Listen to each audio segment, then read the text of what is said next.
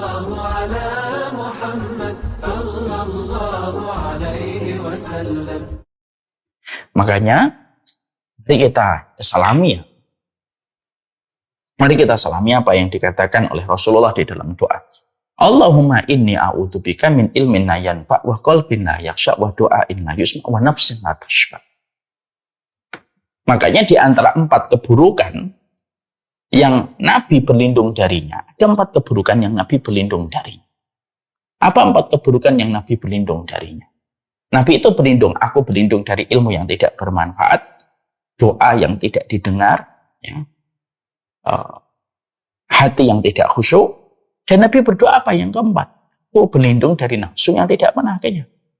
Ya karena pada dasarnya nafsu itu terus menuntut terus, dia itu menuntut terus.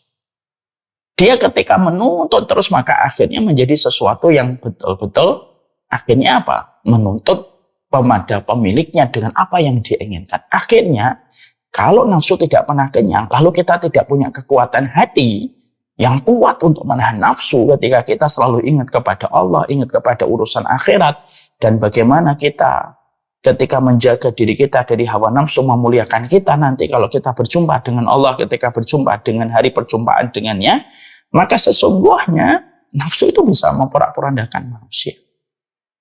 Dan itu yang menjadi perhatian kita. Jadi hawa nafsu itu merupakan perkara yang sifatnya fitrah pada kehidupan manusia. Setiap orang itu punya hawa nafsu. Ya, makanya saya akan ngomentari sedikit. Saya akan ngomongnya agak panjang lebar. Saya akan ngomong gini. Ada orang yang suka berkata begini. Orang-orang yang suka pamer dengan dosanya. Mereka suka berkata begini. Alah, jangan munafik deh. Kan kamu juga kepengen kan? Banyak orang yang ketika mereka itu mungkin melakukan perzinahan dan lain sebagainya. Banyak orang yang melakukan zina atau melakukan perbuatan-perbuatan yang haram, baik mengambil harta yang haram, atau melakukan zina atau minum khamr. Lalu mereka mengomentari orang-orang yang tidak mau melakukan perbuatan itu. Maka mereka membuli. Dan biasanya bulian itu sama. Diksi kalimat yang mereka pilih itu selalu begini. Alah, tidak usah munafik. Kan kamu sebenarnya juga kepingin kan? Ayo, cobalah lihat perempuan ini. Ya kamu kalian zina sana. Kan kamu kepingin, tidak usah munafik deh. Dalam hatinya mau, tapi pura-pura tidak mau. Udahlah, ambil aja ini harta. Ambillah uang ini, 2 juta ini. Hatimu kan mau kan? Jangan pura-pura nggak mau, jangan munafik. Nah, mari kita luruskan diksi ini. Karena ini kalimat bulian yang memang dari dulu selalu ada. Dengan culture yang sama, semacam ini. Kita harus paham begini. Orang yang suka mengatakan itu sebenarnya karena nggak paham. Nggak ngerti karena mereka itu ya nggak paham. Ya setiap orang itu pasti mau, namanya punya hawa nafsu. Ya, ketika ada perbuatan zina gitu, ada orang dalam hatinya, ada kecondongan itu pasti ada. Kecondongan untuk itu ada, kecondongan untuk menikmati yang haram itu ada. Namanya hawa, nanti akan kita bahas poin yang kedua. Hawa itu condong dia. Dia condong kepada itu.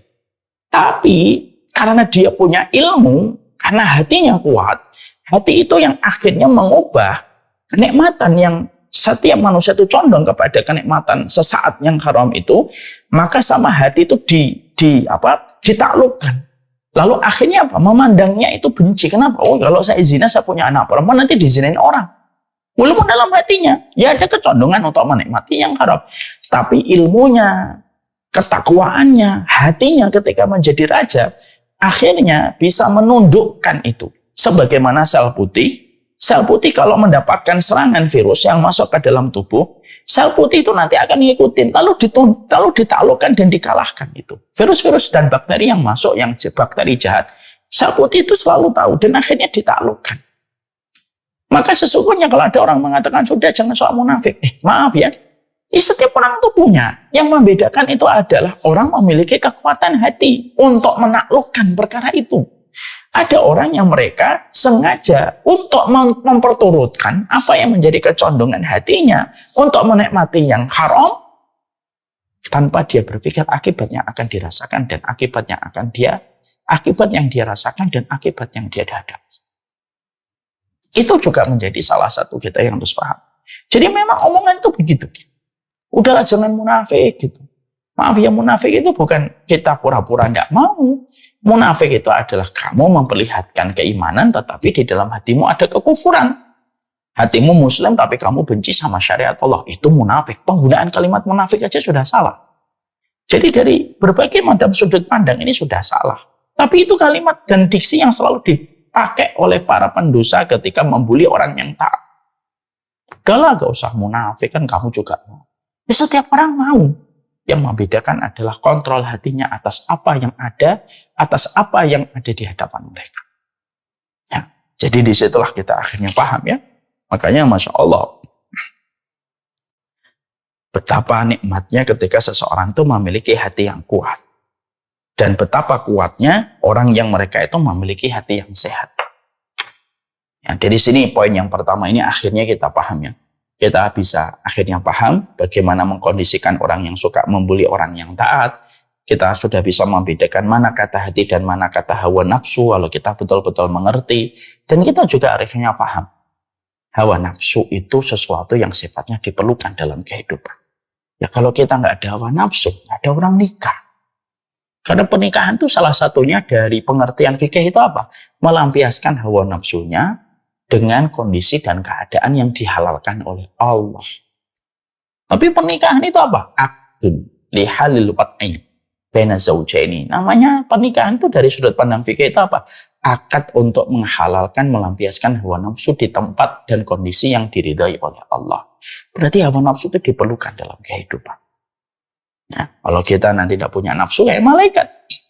Ketika mereka bertamu kepada Nabi Ibrahim menawarkan kepadanya makanan, tapi mereka tidak makan. Itu nggak punya hawa nafsu. Mereka tidak butuh makan, mereka tidak butuh minum, karena pada penciptaan malaikat Allah tidak sertakan hawa nafsu. Yang kedua,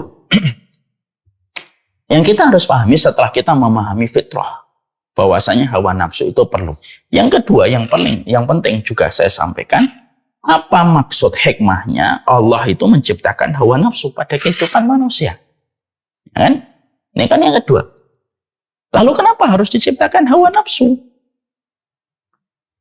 Karena diciptakan hawa nafsu itu hikmahnya kita harus paham.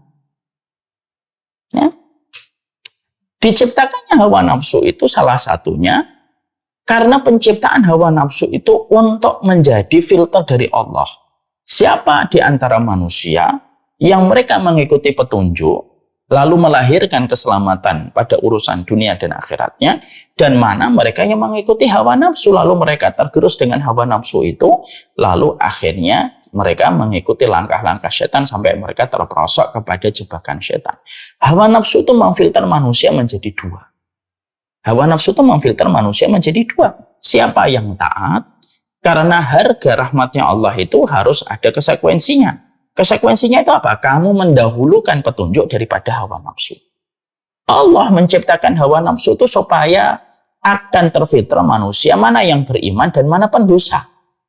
Mana yang beriman dan mana yang kufur kepada Allah. Itu dengan hawa nafsu. Kalau Allah ciptakan manusia tanpa hawa nafsu, maka manusia itu sebagaimana malaikat. Di mana malaikat tidak ada yang berzina, tidak ada yang minum khamar, tidak ada yang melakukan penentangan kepada Allah. Dan malaikat berada pada satu kedudukan bagaimana mereka la ya'sunallaha ma'amarahum wa yaf'aluna ma yu'marun. Malaikat itu selalu melaksanakan apa yang Allah perintahkan dan tidak pernah bermaksiat kepada apa yang Allah larang. Maka akhirnya esensi tujuan manusia diciptakan oleh Allah menjadikan dunia itu ujian yang kita harus mampu untuk melewati setiap ujian itu tidak didapatkan maknanya. Padahal alladzi khalaqal mauta wal hayata liyabluwakum ayyukum ahsanu amala.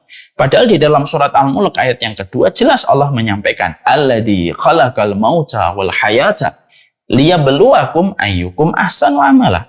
Allah yang menciptakan kehidupan dan kematian. Hukumnya kembali kepada manusia untuk apa? Liyabluwakum, untuk menguji manusia. Ayyukum ahsanu amala, siapa yang paling terbaik amalnya. Dan salah satu indikator amal yang terbaik itu amal yang mampu mengalahkan hawa nafsu. Dan hawa nafsu itu menjadi budak atas ibadah dan atas kebenaran yang dimiliki sama manusia yang beriman. Dan kalau tidak ada hawa nafsu, Kata liyabluwakum ayyukum ahsanu amala, untuk menguji manusia mana yang terbaik amalnya, yang Allah sampaikan pada surat Al-Mulk yang kedua. Ya enggak bisa dapat, enggak ada hawa nafsu kok. Jadi hawa nafsu ini merupakan bahan ujian yang Allah kirimkan kepada manusia. Makanya setan tahu bahwasanya Allah itu menciptakan manusia dengan hawa nafsunya. Ketika setan tahu penciptaan manusia, bahwasanya manusia memiliki hawa nafsu, maka setan memanfaatkan hawa nafsu manusia, karena hawa itu kecondongan. Kecondongan kepada apapun itu namanya hawa nafsu. Maka kecondongan itu yang akhirnya dipakai oleh setan ketika setan itu mengkudeta hati manusia dengan hawa nafsu. Lalu hawa nafsu itu mengendalikan kehidupan manusia. Sehingga akhirnya apa? Ya semuanya tentang hawa nafsu.